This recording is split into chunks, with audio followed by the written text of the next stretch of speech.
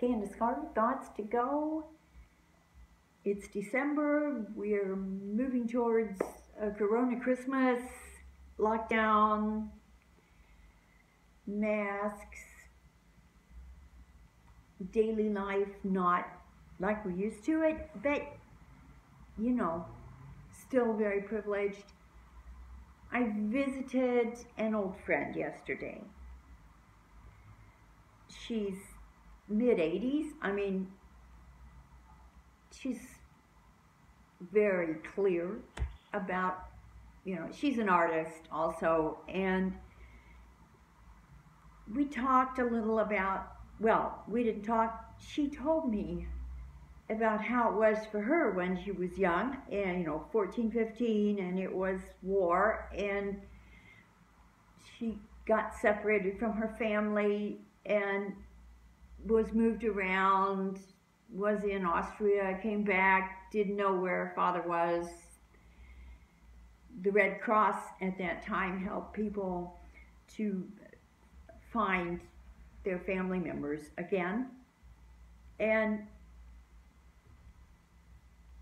talking about the winter, the cold, the loss of any kind of security, even being in Vienna when the bombing was going on. So, you're sitting across from this very interesting and very alive old lady, a friend, and she's talking about this time. And I know that I have sometimes a hard time when people complain now, about Christmas and we're not going to be able to see everybody, and well, some people really are alone and take it very well. And then there are those that think this is the worst Christmas since the war, and I think, wow,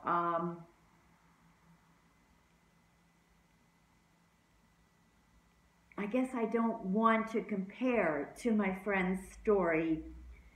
I guess I just want people to maybe hear more of these stories so they can compare to what their situation is now and in some way have more acceptance.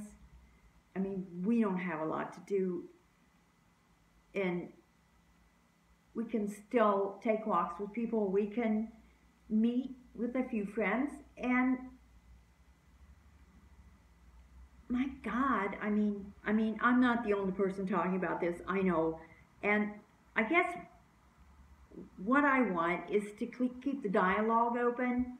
If somebody complains to me and they've got problems, and I don't want to, just knock them down and say, compare to how it was in the war, don't complain. I mean, I don't want to do that. I just sometimes think, just shut up and listen, because something's hurting a person now, and I don't want to give them, tips for life, but at the same time, I'm hearing this story from my friend, and I want, if you hear a story like this, really hear, and then think about where you are now. And yeah, I guess Christmas for me has to do with being thankful and just for sharing as much as I can share, whether it's on YouTube or whether it's on the street or in the streetcar or wherever I go. So that's maybe a not too clear message today. It's just, I think we need to keep our minds open and our hearts and don't lose the wonder of life no matter what happens. Okay, till next time, bye-bye.